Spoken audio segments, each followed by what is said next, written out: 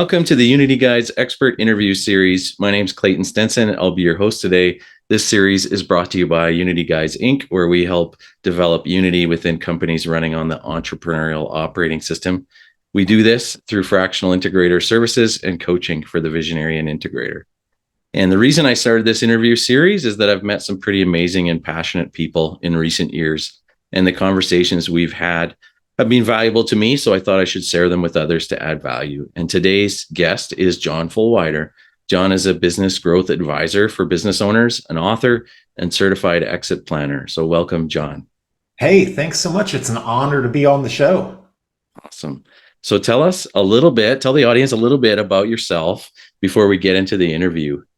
Yeah, sure. I'll start with family. So husband to my beautiful wife of 25 years, Jamie, who's a nursing professor. Got three great kids who are 12, 10, and 7. They all have birthdays right around November through March and everything. And fun fact, they were all born on the 28th of the month. So yeah. I never get their birth dates confused, but I get the years confused on occasion. Hobbies that I enjoy are bicycling with friends, right? Not too fast, just kind of casual rides along the trails. My hometown of Lincoln, Nebraska, has one of the largest trails networks in the country in terms of off-road trails and so forth. Like cooking for a crowd. The bigger the better. Never happier than when I had 150 people in my backyard in one afternoon and evening. Professionally, I'm a value growth advisor for business owners. I help business owners grow, exit, and repeat. Grow the business that they have, exit the business, preferably exiting the accountability chart, right? So they can retain their business, keep it as a cash flowing asset, in part to fund the next adventure that they have, which they'll be able to grow bigger, better, faster, and more on the basis of what they learned with the first one. Great. That's great. They can chase the next shiny squirrel. That's right. If they're visionary, sorry. So I was walking with a visionary once, Clayton. I am not making this up. I was walking with him and his team during a planning retreat. We were taking an afternoon walk, and the visionary actually saw a squirrel and started chasing after it. And so I got him a stuffed squirrel as a gift, and he and his team really liked it. All right. So today we're going to chat about your upcoming book, which has the working title, Who Got You Here Won't Get You There. And can you tell us a little bit about the book and why you decided to write it? Yeah, I sure can. And thanks again for the opportunity. The subtitle of the book is How to Punch Above Your Weight with a True Executive Team. So the unfortunate reality for most businesses in the $2 to $50 million range is that they have a air quotes leadership team, right? That is that in name only. It really is a bunch of glorified doers who are not qualified as true executives. And I define a true executive as someone whom the business owner can trust completely to fully own their function as a CEO, right? And to use EOS terms that you and your audience are familiar with, right? They've got to get it. They've got to want it. They've got to have the capacity to do it. They've got to get one and have the capacity to especially want to make all the decisions in their area of business, completely own the scorecard results for their area of business, and build a team below them that actually does the work instead of, as I said earlier, being a glorified doer and doing it themselves, which has two unfortunate consequences. One, they're probably not the best person to be doing the work. And two, the best person to do the work is going to leave because they're bored and underused, because the air quotes leadership team member is not leading, she's doing, or he's doing. There's a lot of really good stuff you said in there. But my follow-up question is why do you think business owners, visionaries end up with that leadership team? Yeah. I think it's because of EOS and Pinnacle and scaling up and other operating systems. In part, they rightly start with the people component, right? Assemble the right people in the right seats, doing the right things right. And they say, rightly, you need to have single person line of sight ownership of marketing and sales, right? Operations, finance, and administration. It can't be the business owner wearing all the hats, right? Mm-hmm. The hats should be distributed among people who are specialists in that area. The problem is that the business owner, for reasons that are completely understandable, just grabs people, right, from the existing organization to fill those seats without consideration for whether they're fully qualified to own those seats. Because it's a different skill set, right? Than to be a doer versus a leader, right? And I see the same struggle with integrators sometimes. Yes. That, you don't need sometimes in a smaller company, you need a doer as the integrator, but in a bigger company, you need them to not do it. You need them to lead it, right? It's a skill set, yes, Clayton, and it's a mindset, right? I need to, and mindset really precedes every accomplishment, in my opinion, right? You need to shift your mindset from I create results by creating them myself to I create results by building an excellent team that does the stuff. And that is a level of personal growth that, let's be really honest here, a large number of people do not want to grow in that direction. They simply don't. And again, going back to EOS and traction and the great concept of GWC, get it, want it, capacity to do it.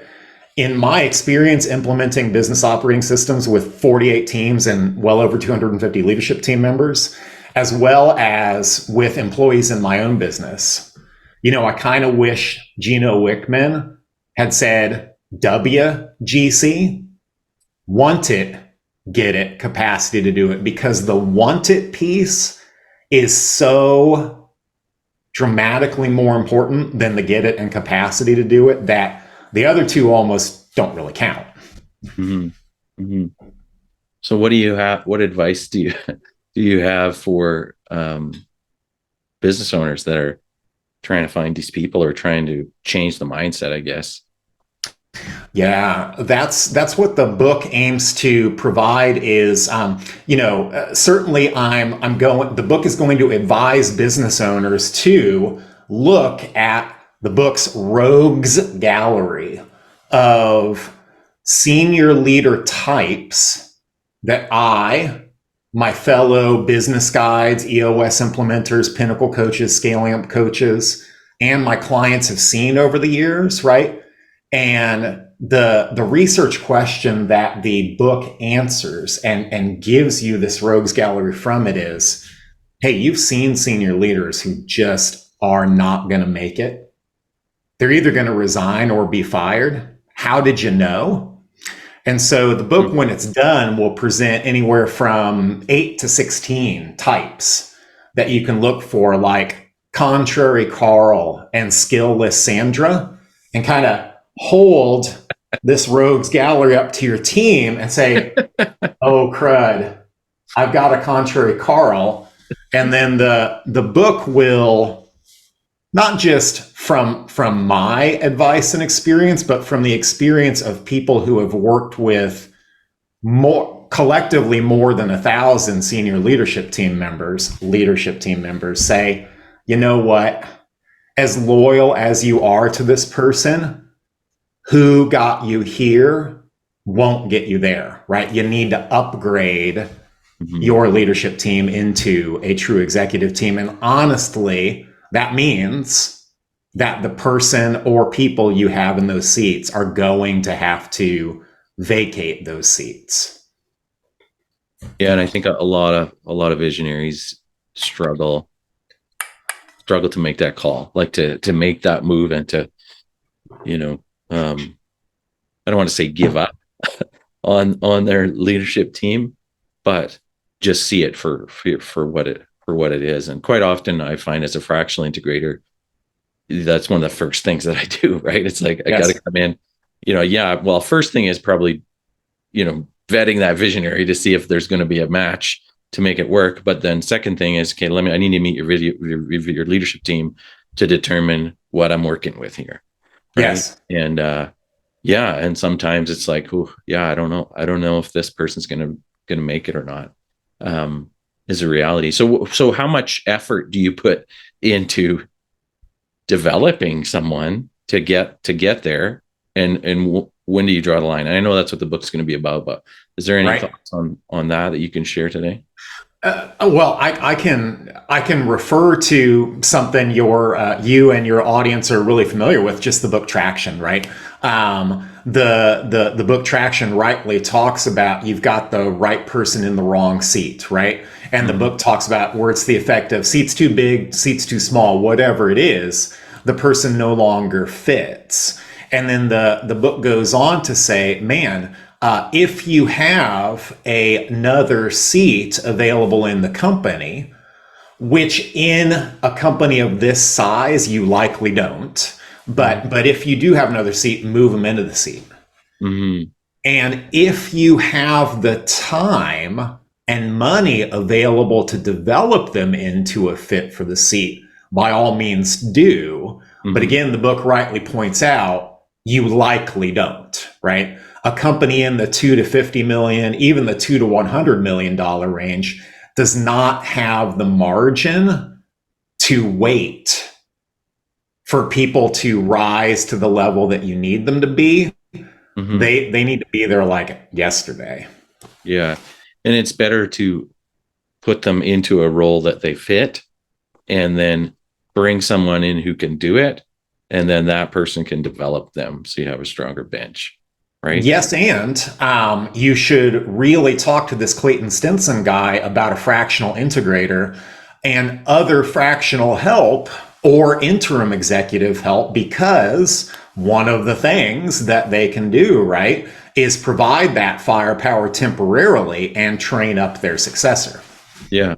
Yeah. Yeah. That's a good point. Thanks for the plug. But Happy to help.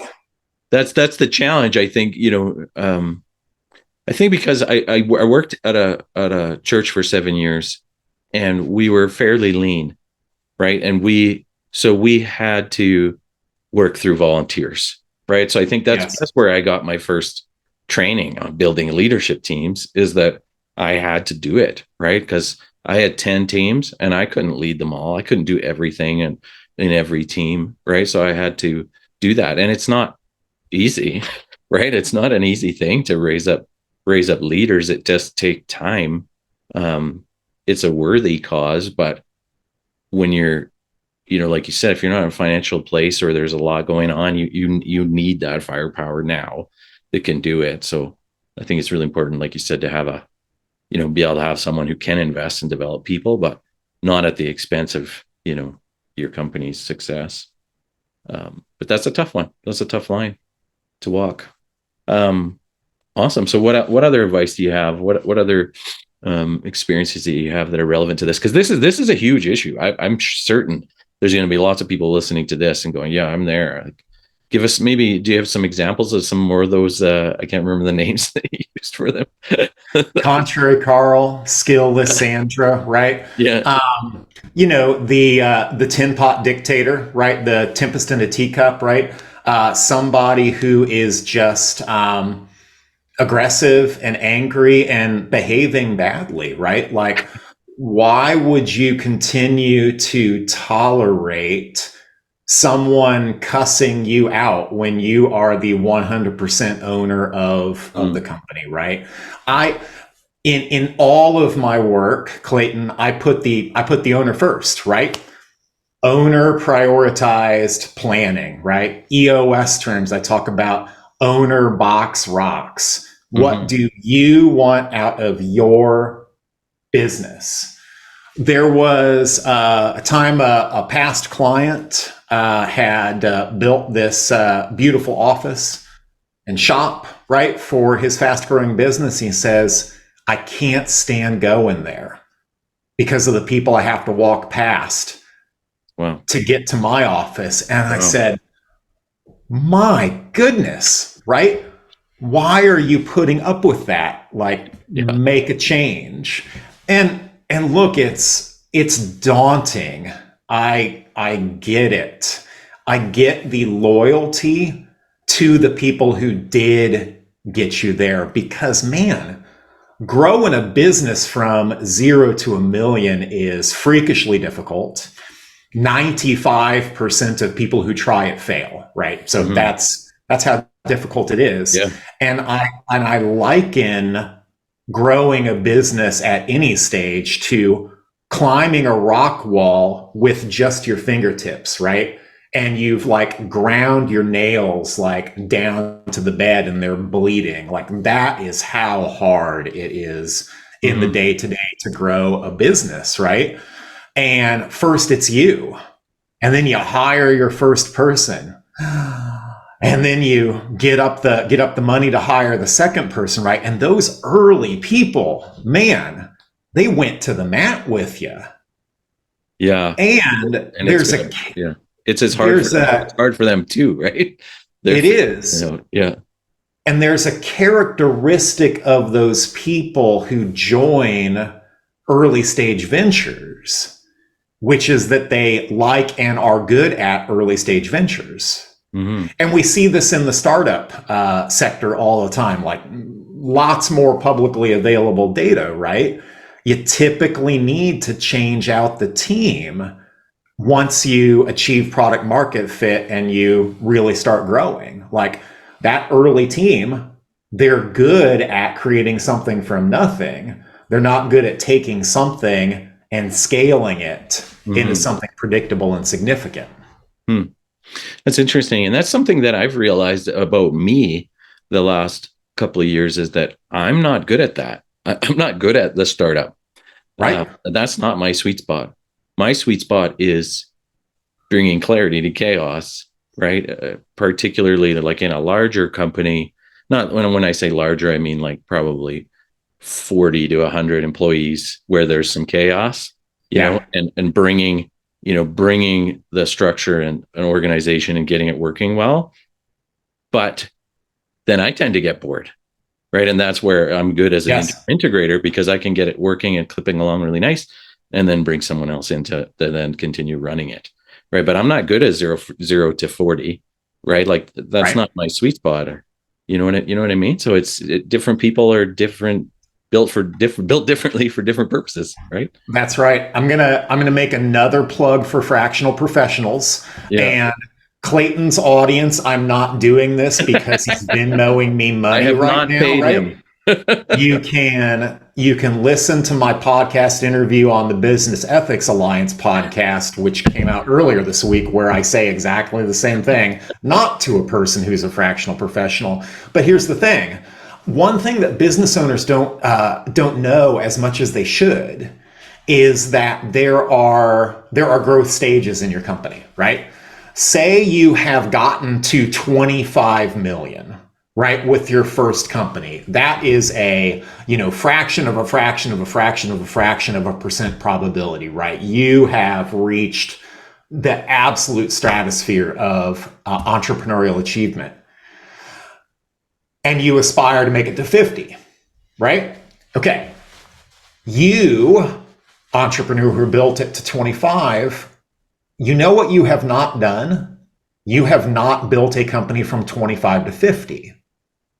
Neither has anybody on your team yet. The thing is that there are people out there who like to build from 25 to 50.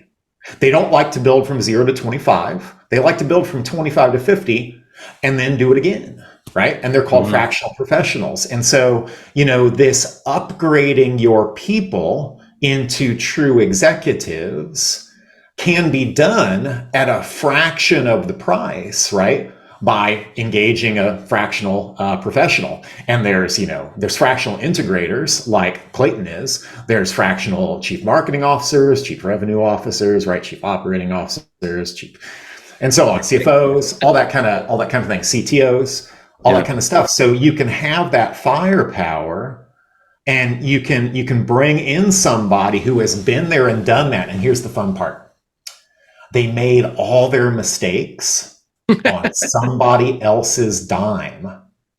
How's that for a value proposition, right?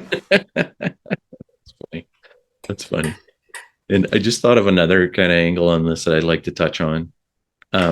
It's I've had the opportunity to work with a couple of companies where the owner had just built a true leadership team, and the weight that took off them and the enjoyment that increased for them, it's phenomenal. So maybe just talk a little bit about that, because I think you as an owner, you carry a lot of weight when you don't have a true when you have a air quotes leadership team versus a true one.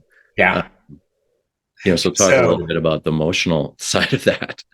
So I've got a joke about it, and then I've got a serious note about it. So the joke about it is that the only person that's going to be unhappy when you build a true executive team is your chiropractor, because the spinal compression from wearing too many hats that causes you to go to your chiropractor like 3 times a week is suddenly going to lessen, right? And your chiropractor is going to be like, "Where's Clayton? I used to see him so often," right? So anyway, that's the joke. But the serious thing is that you're able to finally let go of the vine. So the business owner, right? I like to call them the CEO, the creator of economic opportunity. When the CEO, the creator of economic opportunity, is freed up to go after the next opportunity, while the integrator and the executive team, the integrator supervises, executes with excellence on the current opportunity, that creates more opportunity and freedom and joy for everyone. Mm-hmm. All of those minivan and mortgage payments that your employees have, right? All your customers, your vendors, your partners, your community stakeholders, philanthropies that you support, they all benefit from you letting go of the vine and being freed up. Mm-hmm. But here's the thing about letting go of the vine. And again, as I've done many times, I'm referring to the book everybody's familiar with, Traction, right? Talks about delegating and elevating, letting go of the vine. Well, the thing about letting go of the vine is that the illustration imagines that you've fallen and arrested your fall with the vine, right? And the deck is a long and scary drop below you, right? And so, the book talks about, and my experience has proven out, that the fireman's net below you that catches you, that allows you to let go of the vine, bounce off the fireman's net and keep surviving, is the accountability chart, right? Unfortunately, an accountability chart that has leadership team seats filled with people who are not true executives, it actually has holes in it, right? Wherever in that fireman's net you don't have a true executive, there's a hole. And so, Clayton, for you, the business owner, it is the height of stupidity to let go of the vine in that case, because you're going to fall through a hole in the net and die a horrible screaming death, right? Because, as we know, it's not the fall that kills you, it's the sudden stop at the end. Yeah, that's good. So don't let go of the vine until you have all the holes in the net closed up by a true executive team. Yeah, and that's a great analogy, and I challenge anybody who's a visionary, I guess, and anybody who's leading leaders, right? Like, pretend the person that is directly reporting to you is holding your net, right? Like, yes, trust them, right? And if you don't trust them, then you need to decide what you're going to do, right? Like, are you going to make a change Um, and it's tough, but I like that analogy, because the reality is, if you don't trust them, then you're in that seat, Yes. right? Like you're in there with them, right? Yep. And you're wearing that hat, suffering the spinal compression, and spending too much of your time going to the chiropractor. Yeah. So you got to look in the mirror and just be like, hey, how much of this work am I doing? Right. Yes. If I'm doing, 50% of it because I'm in that seat, then that's not good. If you're doing 20%, maybe that's okay. Right. But they're doing most of the work or whatever, and you can get them to 100. But what would you agree with that, or what do you? Yeah. Well, I mean, my mind is going toward doing any of the work, right? Because Yeah, that's true. That's true. my ideal executive team, right? They own it. Their work is clarifying the vision, right? Protecting the culture, hiring and retaining A players, Mm-hmm. coaching A potentials into A players, inviting the B and C players to pursue employment opportunities elsewhere. Mm-hmm. And that's pretty much it, right? And then, the managers and the doers are the managers are making plans to execute the vision, and the doers are doing the work in Mm-hmm. my ideal world. Yeah, yeah, yeah. I guess for me, I think I'm a little biased because I came up, when I first became integrator, I went from on the tool in a construction company. I went from on the tools to estimator to integrator. So I developed quite quickly, 3 years, Yeah. right? And the owner trusted me. I had a lot of leadership experience, and he let go of the vine completely, and it worked, right? So Beautiful. and literally he bought 3 more businesses that year, right? And was able to let me run the one that I was in. So I think I have a little bit of a bias towards developing people, because I've seen Yes. my own journey has been one of development. Um, so I think that's why I kind of lean towards like that 80% or 90%, is kind of, so it's interesting. We all have our own little kind of Well, biases. let's learn from your experience, right? It's not just my expertise and experience and that of Yeah. the people I interviewed, it's yours. Yeah. So, I mean, I would guess that in that owner's context, there was capacity to grow within, whether it be time, Oh, definitely. resources, money. Like, what was different about that company that gave the time and space to grow for you? Well, I think partially it was that I was intentionally operating at a lower level than I was capable of, and we Mm, both knew it. And the reason for that was that I was recovering from a grief experience in my own life. And so when I started mm, with him, I said, I don't want responsibility. I don't want to lead mm. anybody. I just need some space to process and get through this season. So he gave me the estimating role, and allowed me to do that without having to have the stress of leading people. Uh, Yes. but then once I kind of got through that, then I was ready to make another step. So it's a little bit of a unique situation, but I'd never been an integrator before. I'd never had that level of authority or leadership. But I definitely had capacity. I got it, I wanted it, and I had the capacity to do it for sure. Yes. All three, and it worked, right? So yeah. So interesting, right? So it maybe wasn't fully developed, right? It was maybe already there, it just needed the opportunity, right? So, Right. um, and that's another thing that I do when I come in as a fractional. It's like, where's the opportunity? Where are the people that are shine or have a lot of potential that could be promoted, that should be doing more than they are? And Yes. current client, I've found a few of those already, and it's like, okay, then I'm talking to who they report to. It's like, okay, what can we get off your plate to this person? That whole elevate and delegate thing, right? So Here's the thing that's different about you, Clayton, and different about a lot of fractional professionals. Like, you are A players, right? The air quotes leadership team members that I'm aiming to make more visible for business owners are B and C players. Mm-hmm. And one thing we know is that B and C players don't hire A players, and they don't promote A players because they're threatened by them. And so when you uh, uh, unfortunately trust, right, that the leadership team below you is taking good care of your talent pipeline, if those people are B and C players, that trust is misplaced and ill-founded, right? Because they're not going to surround themselves with people who are better and smarter than they are, which is what A players do, right? You and I, as A players, we figure if we're the smartest people in the room, we're in the wrong room, right? Mm-hmm. Mm-hmm. B and C players, they want to be the smartest in the room. Yeah.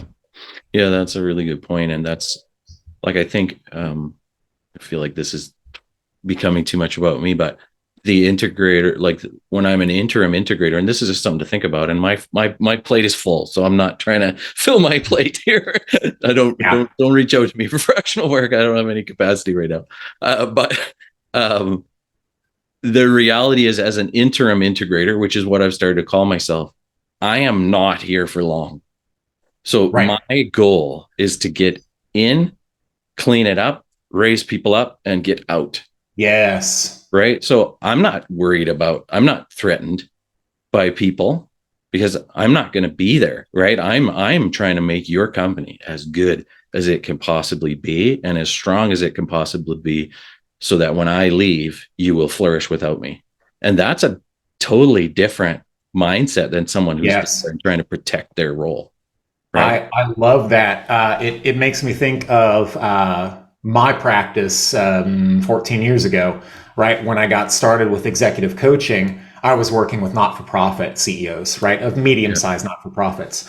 I was working with boards of not-for-profits. And I can tell you, the worst thing that can happen to you if you are a volunteer not-for-profit board member is to have your executive director resign, right? Because suddenly, a volunteer 5-hour a week job turns into a 60-hour a week job as you do an executive search. And so anyway, the smart not-for-profits bring in an interim CEO, an interim executive director, right? Whose explicit job it is. I mean, it's often agreed with the board is to clean up the mess, right? To take the political capital that they have and spend it all the way down to zero, honestly, by firing people, leave a clean slate for their successor, and then leave.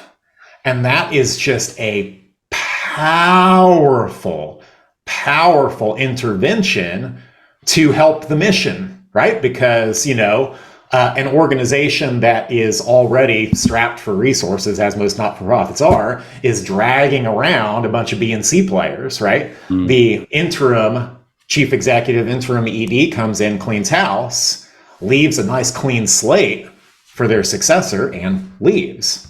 Mm-hmm. Yeah. An interim integrator can do the same thing for a private sector business, just not Clayton because he's got a full ticket, right? I know other people though. Yeah. But yeah, like it's a different mindset when you're coming into it with that. And the quicker you don't need me anymore, the better job I did, and the more like you'll refer me, which is that was hard for me at first to get my head around that, right? Mm-hmm. Like the quicker they don't need me, the better, right? Like, okay. Yeah. And I build relationships and don't want to leave, right? But yeah, you raised some really good thoughts there. I think this will challenge some people, right? That whole A player, B player, C player, and because it can be very hard to promote people that are smarter than you. Yeah. And I've had that in this role too, where it's like I brought on a new integrator recently, and I'm like, he's going to be good. Like, I think he's going to be better than me. Right. But I was still there for a season, and that was hard, a little bit hard for me to do that. Right. But I knew that was what was best for the company. So anyway, this is great talk. When's your book? I know your book's not out yet. You're still working on it. Any idea when you'll have it out? Yeah. So, this will be my 6th book. I've written 5 previously. I count my dissertation as 1, and then I wrote 4 books for not-for-profit executives back when I was focusing on not-for-profits. And Clayton, I'm basically doing everything wrong that you could possibly imagine in producing the book. And the number one thing that I'm doing wrong is I'm writing another book simultaneously, right? So the second book is called Grow, Exit, Repeat. And it's based on the model of, if you can build predictable profit and cash flow, build sustainable revenue growth, and build transferable value, that then gives you the option to exit, not by selling the company, but exiting the accountability chart by putting in place, an integrator / president, right, who runs the day-to-day, so that you can go start the next thing. Mm-hmm. And so there's 2 fun dates coming up where I would love to release a working version of one or both. And the big date coming up is what I declare as the entrepreneur's national holiday. And that's March 4th. Okay. March 4th being the only date on the calendar that is a complete sentence. March 4th, yeah. So a business owner, a visionary entrepreneur, Dave Alberti, with a Nova Prep out of Missouri, he told me about this. He says, every March 4th, I try to make a big decision, do something risky. And it's my own personal entrepreneurial holiday. Here's the cool thing about this year. Leap Day comes just 4 days earlier. Right. On February 29th. So what I want to do, and I've only got 13 days left to do it, and it's not ready, pressure on. Right, is I want to do like a Leap Day thing and a March 4th thing. So we'll see whether that happens. Yeah. But, follow me on LinkedIn for the latest updates. Fulwider. That's how you spell my name. Yeah, that's awesome. Great. Well, I look forward to reading both of those books. They're going to be good. So on behalf of our viewers, thank you for joining us today, John. And thanks for sharing your passion on this topic. It has been so fun. Thanks for the invitation. Thanks for coming. And if today's interview added value to you, please subscribe to this channel for future interviews with experts in the world of business.